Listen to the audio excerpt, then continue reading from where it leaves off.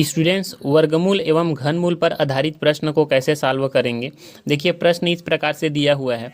घनमूल और वर्गमूल दोनों यदि प्रॉब्लम में है तो उसको सॉल्व करने के लिए आप शॉर्ट ट्रिक अप्लाई कर सकते हैं। शॉर्ट ट्रिक से आपको इस प्रॉब्लम में पहले वर्गमूल फाइंड आउट करना पड़ेगा, उसके बाद में फिर आपको घनमूल फाइंड आउट करना पड़ेगा। तो वर्गमूल फाइंड आउट करने के लिए मैंने आपको शॉर्ट ट्रिक पहले ही बताया हुआ है। जैसे आपके पास में कितना है, √0.0000664 है। तो इसके लिए मैंने आपको बताया है कि हम लोग को क्या करना पड़ेगा, दशमलव को इग्नोर मान के चलते हैं और उसके बाद में हम लोग 64 का वर्गमूल निकाल लेते हैं। तो 64 का वर्गमूल कितना होता है जी, 8 होता है। अब हम लोग को पता है यदि आंसर में दशमलव कितने डिजिट पर रहेगा, इसके लिए हम लोग क्या करते हैं, इस डिजिट को काउंट कर लेते हैं। तो हमारे पास में टोटल कितने डिजिट हैं, 6 डिजिट हैं। और यदि वर्गमूल निकालना है तो हम लोग उसको 2 से डिवाइड करते हैं। तो हमारे पास में कितना डिजिट आ जाएगा, 3 डिजिट आ जाएगा। तो आंसर में आपके पास में कितना डिजिट होगा जी, दशमलव के बाद में 3 डिजिट होगा। तो हम लोग क्या करते हैं, यहाँ पे 0 यहाँ पे 0 लगा लेते हैं। तो हमारे पास में कितना होगा, 0.008। ये आपके पास में दशमलव के बाद में 3 डिजिट होगा। ठीक है, तो अभी देखो हम लोग जब इसको सॉल्व किए तो इसका आंसर इस पे चला जाएगा। तो आपके पास में आ जाएगा घनमूल, है ना।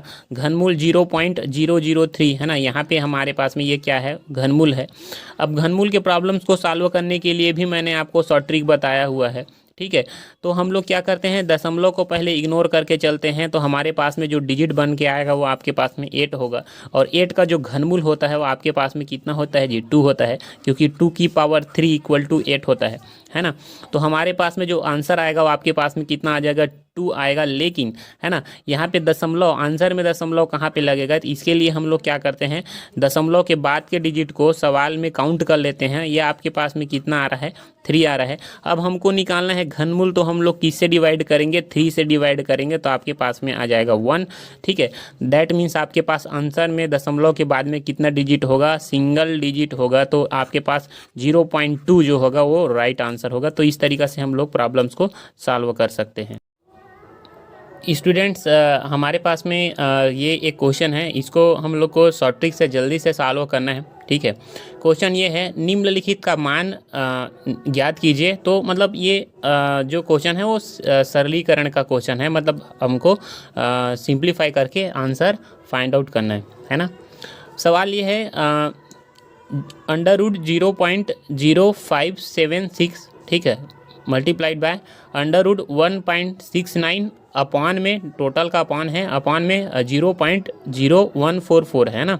तो मतलब 0.0144 है। अब देखो, ऐसे प्रॉब्लम्स को सॉल्व करना है ना तो आपको ज़्यादा टाइम नहीं लगेगा यदि आपको शॉर्ट ट्रिक आता है ना। देखिए, तो यदि हम लोग को इस प्रॉब्लम को सॉल्व करना है तो मैं एक ही लाइन में इसको जल्दी से सॉल्व करता हूँ। देखो, हम लोग क्या करते हैं, पहला स्टेप ये है, हम लोग को यहाँ पे जो दशमलव है ना, सभी प्रॉब्लम्स में जो दशमलव है उसको हम लोग मान के चलते हैं कि दशमलव नहीं दिया हुआ है ना। तो हमारे पास में इस वर्गमूल का आंसर क्या होगा, इस अंडर रूट का आंसर क्या होगा। तो देखो 576, इसको आपको पता होना चाहिए। यदि आप या तो आप टेबल याद कर लो, ठीक है, आप कैसे भी करके इस ऐसे जो प्रॉब्लम्स हैं उसमें आपको स्क्वायर का जो टेबल है वो याद करना पड़ेगा, है ना। या फिर आप कोई फार्मूला लगाओ, शॉर्ट ट्रिक लगाओ, जिससे आपको तत्काल पता चल जाए, या फिर आप उसको मेमोराइज़ कर लो। ठीक है, ज़्यादा मतलब कम से कम तो 20 तक का ही आप याद कर लो, है ना। देखो, तो 576 किसका वर्गमूल है, और यदि दशमलव को हटा देंगे तो आपके पास में 169 किसका वर्गमूल है और 144 किसका वर्गमूल है। तो हम लोग इसको क्या कर लेते हैं, सॉल्व कर लेते हैं। देखो, आपके पास में जो 576 है ना वो किसका वर्गमूल होगा। देखो, इसको याद रखने के लिए मैं आपको मेमोराइज़ करा देता हूँ। ठीक है, देखो, हम लोग जानते हैं ना, जो 25 का वर्गमूल होता है ना, ठीक है, वो आपके पास में कितना होता है। देखो, 25 का जो वर्गमूल होता है, ये इसको सब याद रखते हैं, ये आपके पास में होता है 625, है ना। देखो, तो आपके पास 576 जो है वो 625 से छोटा है। तो इसका वर्गमूल जो आएगा ना वो आपके पास 25 से छोटा होगा। तो हम लोग क्या करते हैं, 24 पे ट्राई कर लेते हैं, यदि आपको याद नहीं है तब, है ना। उस केस की स्थिति में तो 24 से यदि आप ट्राई करोगे ना तो आपको देखो यहाँ पे 4 है। यदि आप 24 का 24 के साथ में गुणा करोगे ना तो 4 चौक 16 होगा। तो यहाँ पे लास्ट डिजिट 6 आ रहा है, मतलब मान के चलिए आप, ये हो सकता है, आप चेक करके देख लीजिए। मल्टीप्लाई कर लीजिए तो आपके पास में कितना आ जाएगा, 4 चौक 16 की 6 हासिल 1 आ जाएगा, और 4 दूनी 8 और 1 9 96 आ जाएगा इस तरीक़ा से। अब ये आपके पास में आ जाएगा 4 दूनी 8 और ये 2 दूनी 4, तो इस तरीक़ा से आपके पास में आ जाएगा 6 8 8 16 1 17 की 7 हासिल 1 576। तो आपके पास में ये जो 576 है वो किसका वर्गमूल है जी, 24 का वर्गमूल है। देखो ये 1 दशमलव मतलब आपके पास में 169 आया। देखो ये तो हमको पता है ना, 12 का होता है 144 और 13 का होता है 169 और 14 का होता है 196, तो ये 13 का है जी वर्गमूल, ठीक है। और आपके पास में 144 का वर्गमूल कितना होता है, 144 का वर्गमूल होता है 12। देखो तो हमारे पास में जो क्वेश्चन दिया है, ठीक है, तो अंडर रूट आपके पास में 576 या 0.00 का कितना होगा, तो हम लोग क्या करेंगे, इसका जो आंसर आएगा, ठीक है, तो आपके पास में पॉइंट में आएगा, ठीक है, 24 तो नहीं आएगा, तो पॉइंट आएगा, तो पॉइंट कहाँ पे लगाना है ना, ये हम लोग को ध्यान रखना है। तो देखो यहाँ से मैं क्या करता हूँ, पॉइंट लगाने के लिए हम लोग क्या करते हैं, यहाँ पे दशमलव के बाद के डिजिट को काउंट कर लेते हैं। तो ये आपके पास में 1 2 3 4, दशमलव के बाद में कितने डिजिट हैं, टोटल 4 डिजिट हैं। तो 4 को यदि आप 2 से डिवाइड करोगे ना तो कितना आएगा जी, 2 आएगा। यहाँ पे 4 डिजिट हैं, वर्गमूल निकाल रहे हैं, तो 4 को 2 से डिवाइड करेंगे तो आपके पास में कितना डिजिट आएगा, 2 डिजिट। मतलब दशमलव के बाद में आंसर में आपके पास में कितना डिजिट होगा, 2 डिजिट होगा। और आंसर क्या होगा, ये आपके पास में 24 उसमें शामिल रहेगा, और यही 24 जो होगा वो लास्ट डिजिट रहेगा। तो आपके पास दशमलव के बाद कितने डिजिट आने चाहिए, 2 डिजिट। तो हमारे पास में इसका आंसर हो जाएगा 0 पॉइंट कितना जी, 24, ठीक है। आप शॉर्ट ट्रिक को बहुत ध्यान से सुनो, है ना। एक बार अगर शॉर्ट ट्रिक आपको समझ में आ गया तो आप अपना बहुत टाइम बचा लेंगे, है ना, बहुत ज़्यादा टाइम बचने वाला है आपका, ठीक है। यहाँ पे हम लोग मल्टीप्लाई का साइन देते हैं, ये वाला, ठीक है।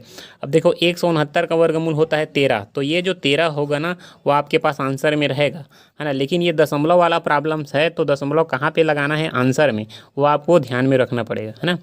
देखो ये दशमलव के बाद कितने डिजिट हैं जी, 2 डिजिट हैं। निकालना क्या है, वर्गमूल, मतलब 2 को 2 से आप डिवाइड करोगे, वर्गमूल के लिए 2 से डिवाइड करते हैं, है ना। तो 2 को 2 से डिवाइड करोगे तो 1 आएगा, मतलब दशमलव के बाद में कितने डिजिट होने चाहिए आंसर में, 1 डिजिट, है ना, 1 डिजिट होने चाहिए। तो 13 में यही आंसर है, और इसमें दशमलव के बाद 1 डिजिट होना चाहिए। तो देखो ये 2 डिजिट का है, तो हम क्या करेंगे, 1.3 लिख लेंगे, दशमलव के पहले आपके 1 डिजिट हो जाएगा। हमको दशमलव के बाद से मतलब है, तो दशमलव के बाद हमारा एक और डिजिट आ जाएगा, तो 1.3 हमारा क्या होगा, राइट आंसर होगा जी, है ना। अब देखो आपके जो नीचे का है ना, जो हर वाला समस्या है, इसको आपको सॉल्व करना है।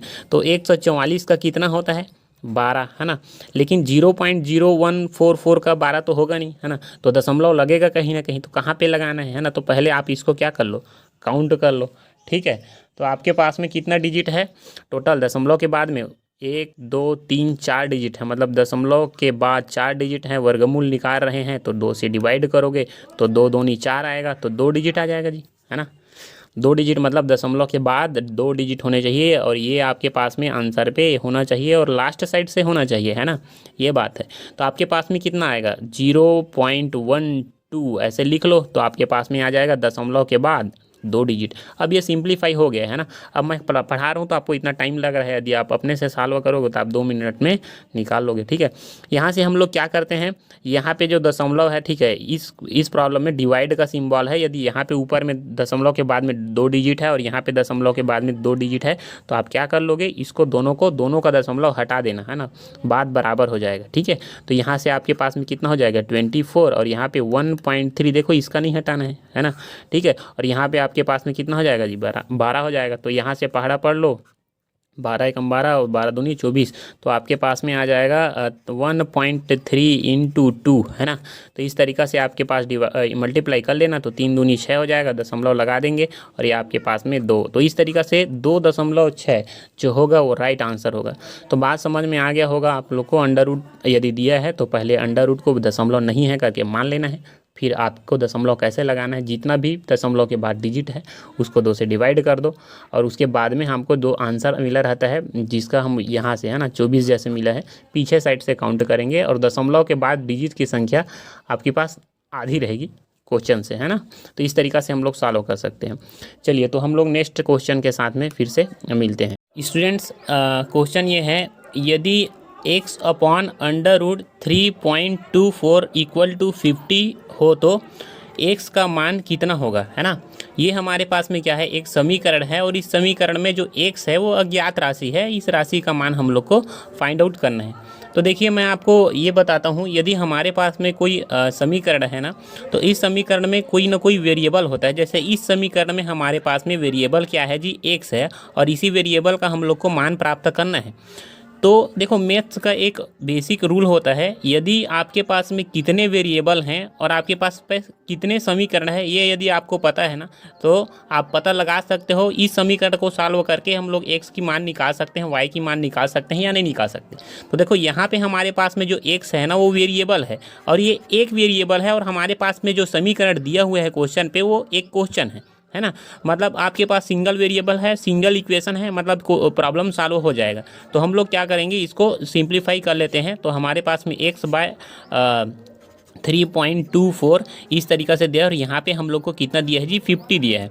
देखो प्रॉब्लम्स को सॉल्व करने के लिए सबसे पहले हम लोग को अंडर रूट को सॉल्व करना पड़ेगा। तो अंडर रूट का शॉर्ट ट्रिक मैंने पिछले वीडियो में बताया हुआ है। ये आपके पास में कितना आ जाएगा, एक्स अपॉन, देखो इस अंडर रूट को सॉल्व करना है ना, तो हम लोग सबसे पहले दशमलव को नहीं है ऐसा मान के चल लेते हैं। तो 324 जो है आपके पास में 324, इसका जो वर्गमूल आता है जी, ये आपके पास में कितना आता है, 18 आता है ना, 18।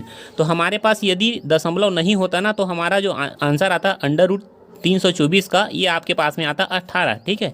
लेकिन यहाँ पे दशमलव है, तो दशमलव के लिए हम लोग क्या करेंगे, दशमलव के बाद में कितने डिजिट हैं, 2 डिजिट हैं। तो यदि आप 2 से इसको डिवाइड करोगे ना, आपके पास नंबर ऑफ डिजिट कितने हैं, 2 हैं। आप वर्गमूल निकाल रहे हो तो 2 से डिवाइड करोगे तो 2 से 2 कट जाएगा, तो आपके पास कितना मिलेगा, 1। मतलब आंसर में दशमलव के बाद में कितना डिजिट होगा, 1 डिजिट होगा, है ना। तो 1 डिजिट और 18 आपके पास आंसर में आने वाला है। तो हम लोग क्या करेंगे, 1 के बाद में दशमलव लगा देंगे, दशमलव के बाद में 1 डिजिट है, तो ये आपके पास में क्या आ जाएगा, राइट आंसर आ जाएगा अंडर रूट 3.24 का। और यहाँ पे हमारे पास में कितना आ रहा है, 50। इसको आप सिंप्लीफाई कर दीजिए तो आपको आंसर मिल जाएगा, ठीक है। एक्स इक्वल टू आपके पास में कितना आ जाएगा, 50 इंटू 1.8, है ना, इस तरीक़ा से। तो आपके पास में ये 10 जाएगा, तो आपके पास में ये 0 का दशमलव हट जाएगा, तो आपके पास में कितना हो जाएगा, 18 गुणित 5 हो जाएगा, और 18 पंचे कितना होता है, 90, है ना। तो ये आपके पास में जो 90 होगा ना, वो राइट आंसर होगा। इस तरीक़ा से हम लोग इस प्रॉब्लम को सॉल्व कर सकते हैं। तो स्टूडेंट्स, आप सभी का स्वागत है हमारे यूट्यूब चैनल पर। आज की क्लास पे हम लोग डिस्कस करेंगे वर्गमूल से संबंधित महत्वपूर्ण सवाल जो कॉम्पिटिटिव एग्ज़ाम में पूछे जाते हैं।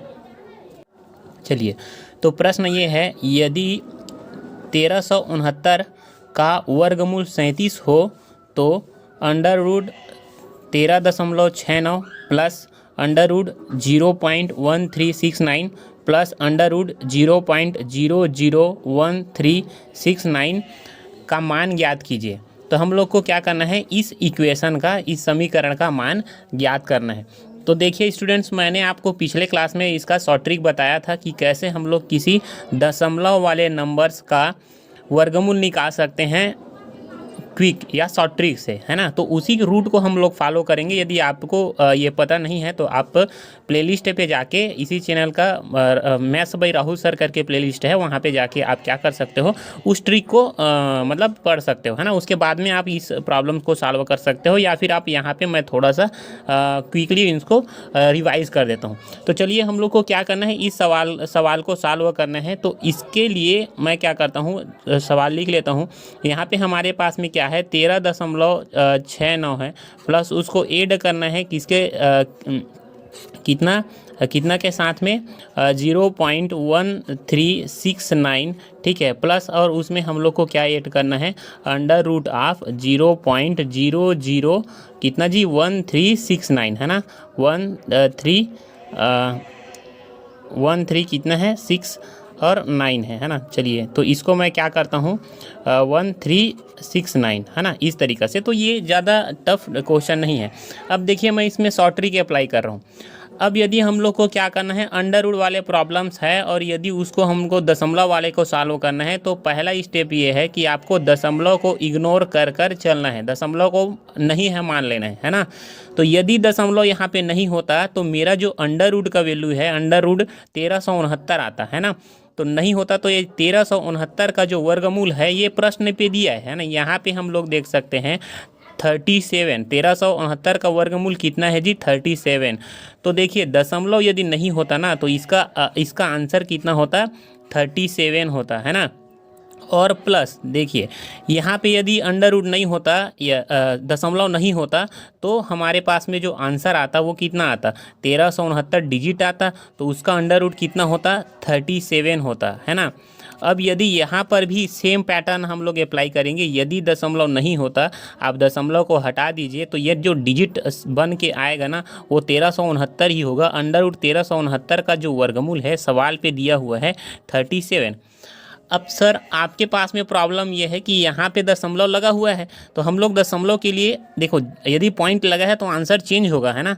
तो अब आंसर में दशमलव कहाँ पर लगाना है ये आपको पता करना होगा है ना। तो इसके लिए मैंने शॉर्ट ट्रिक आपको बताया हुआ है।